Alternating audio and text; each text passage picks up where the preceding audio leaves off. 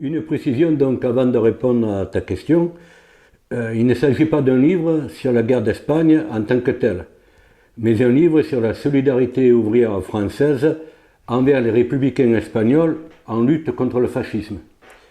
Je rappelle que la guerre civile espagnole est la conséquence de ce qu'on appelle aujourd'hui un coup d'État des fascistes espagnols emmenés par Franco et aidés par Hitler et Mussolini contre le gouvernement du Front Populaire démocratiquement élu quelques mois auparavant. Donc, l'idée d'écrire un livre sur ce sujet m'est venue après avoir récupéré un certain nombre d'archives que mon père, qui avait combattu en Espagne dans les brigades internationales, avait conservées. J'ai engagé au départ des recherches sur les brigades internationales, car mon idée première était d'écrire un livre sur les Varois qui ont participé au combat des brigades internationales. Puis, au bureau de notre institut d'histoire à Varois, et devant une montée quasi générale des idées fascistes, notamment dans notre pays et dans notre département, nous avons décidé d'élargir le sujet à l'action de la CGT pour développer la solidarité à la République espagnole et à ses combattants en lutte contre le fascisme. Alors la CGT n'a pas été la seule, bien évidemment, à développer la solidarité, mais elle en a été un pivot essentiel. Je rappelle qu'à l'époque, la CGT vient de se réunifier, elle compte environ 5 millions d'adhérents, et c'est donc une force essentielle dans le Front populaire en France. Et dans la première partie du livre, donc, je développe les actions concrètes et multiples au niveau national. À partir de travaux d'historiens, de la presse de la CGT de l'époque, de recherches sur Internet et de documents que m'ont transmis différents instituts d'histoire de la CGT, j'ai tenté de recenser le maximum d'initiatives de solidarité que j'ai réparties sur 5 thèmes. Avec, au départ, la décision du gouvernement français d'appliquer une politique de non-intervention et de ne pas répondre à la demande du gouvernement légal espagnol d'une aide en livraison de matériel militaire. La CGT a tout de suite condamné cette politique de non-intervention et a tenté d'influencer le gouvernement, mais malheureusement sans arriver à faire bouger les lignes. La première partie, sur les 5 donc, c'est la solidarité financière. Des collectes sont organisées dans tout le pays, des dons, des millions de francs sont récoltés, et à partir de ces collectes, ce sont des tonnes de nourriture, de médicaments, de vêtements, d'armes, de munitions qui sont livrées à la République espagnole, aux combattants espagnols, avec y compris, pour certains syndicats, certaines fédérations de la CGT, des livraisons d'ambulances, et y compris des livraisons d'avions et de tanks. La deuxième partie, c'est l'accueil des enfants espagnols. Je crois que c'est un épisode pour l'honneur des militants et des syndiqués de la CGT. La Ligue des droits de l'homme s'est adressée à la CGT pour mettre en place un comité d'accueil pour accueillir des milliers d'enfants espagnols qui fuyaient, qu'il fallait mettre à l'abri par rapport au combat qui se livrait en Espagne. Et là aussi, des dizaines d'exemples dans le livre, des exemples très précis dans tout le pays, où les forces de la CGT se mettent au diapason, et y compris collecte des fonds, accueillent des milliers d'enfants, soit dans des familles de militants, de syndiqués, soit dans des centres d'hébergement mis à la disposition du comité d'accueil par les organisations de la CGT. La troisième partie, c'est un épisode qui est peu connu de cette période. C'est la mise en place par le Parti communiste et la CGT d'une compagnie de navigation construite de toutes pièces avec l'objectif de permettre l'acheminement d'armes, de munitions, de militaires soviétiques en Espagne et de détourner donc la politique de non-intervention, et y compris la commission de contrôle de non-intervention qui ne permettait pas de passer la frontière entre la France et l'Espagne pour les munitions.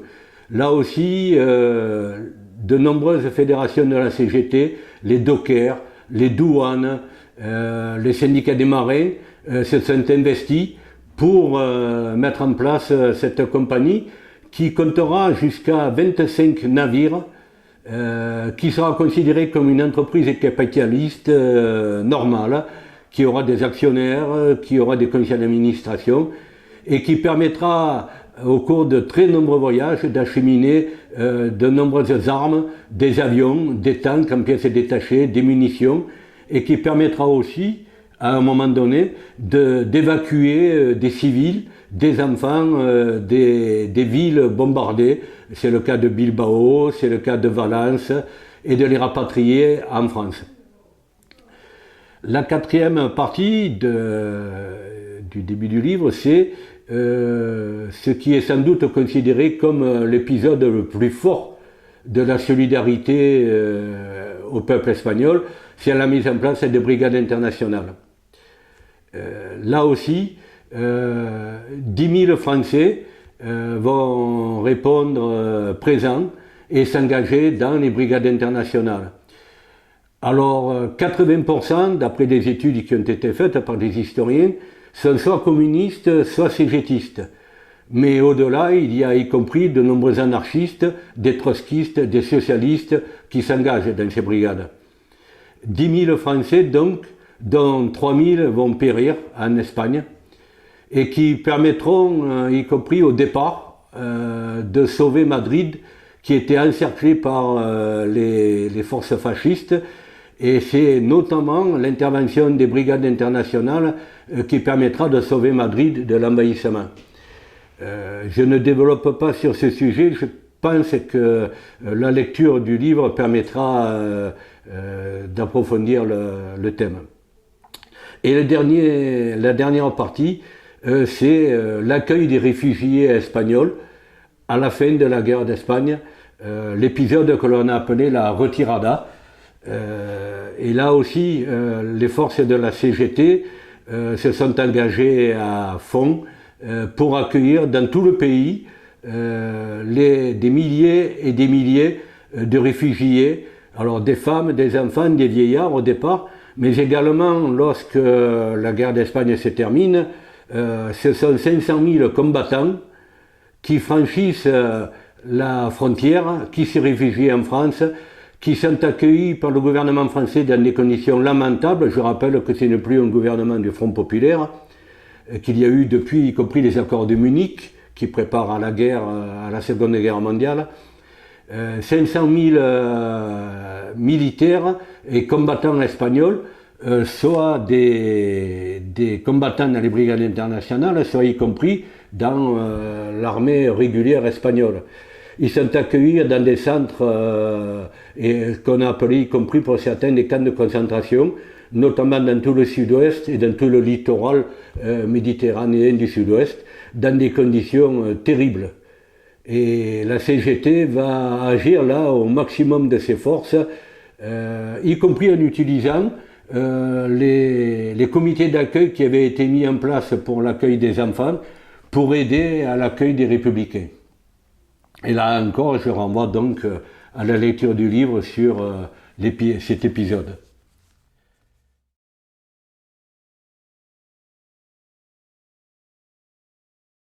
La seconde partie du livre est consacrée à la solidarité, donc effectivement, des Varoises et des Varois, à partir de deux volets.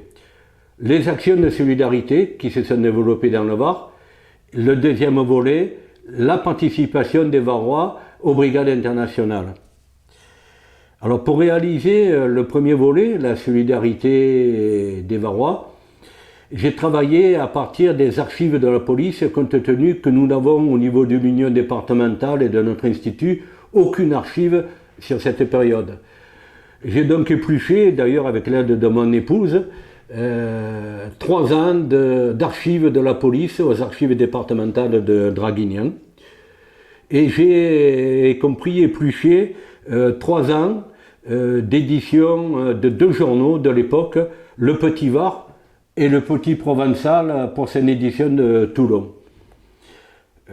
J'ai recensé des dizaines et des dizaines d'initiatives et de solidarité, soit des rassemblements, soit des manifestations, soit des conférences, des collectes de vêtements, des collectes financières, y compris des réunions autour de l'engagement des brigades internationales. Enfin, un recensement de dizaines d'initiatives dans l'ensemble du département, y compris dans des villages comme Olioul, des villages comme Besse-sur-Issole, Carcès, Saint-Tropez, enfin, et donc un recensement que je ne prétends pas exhaustif, mais qui tout de même relève ce que les Varois et les Varoises et la CGT notamment ont pu faire en solidarité au peuple espagnol. La deuxième partie de ce chapitre, c'est l'engagement des Varois dans les brigades internationales. C'était un peu le but premier que je m'étais donné pour la rédaction d'un livre. Après des recherches multiples sur Internet, sur le site du Métron, et puis les archives que j'avais recueillies de l'amicale des Varois, des volontaires, pardon, en Espagne républicaine dans le Var, je suis arrivé à réunir à peu près 120 noms de Varois, alors soit de Varois d'origine, soit de Varois d'adoption, soit de personnes qui ont séjourné dans le Var, y compris parfois pour une période plus ou moins courte, et qui ont participé au combat dans les brigades internationales en Espagne. Certains d'ailleurs sont morts en combattant en Espagne, et certains dont les noms de villes, de rues dans nos villes portent le nom, comme à La Seine pour la rue Jacques Casanova, à Saint-Tropez pour la place Célie par exemple. Donc ce recensement là encore avec des renvois à des sites qui permettent de mieux connaître ces militants pour leur engagement éventuel, mais dans le livre ne figure que ce qu'ils ont pu faire lorsque j'ai pu le savoir par rapport à leur engagement en Espagne. Voilà donc le contenu résumé de ce livre avec l'idée de son objectif. C'est d'abord de faire connaître effectivement ce qui s'est passé dans notre département et au niveau national et ce qu'a pu faire la CGT en aide à la République espagnole, mais c'est aussi une des idées d'aider aujourd'hui au combat contre les idées d'extrême droite, les idées fascistes qui se développent si fortement, y compris dans notre département.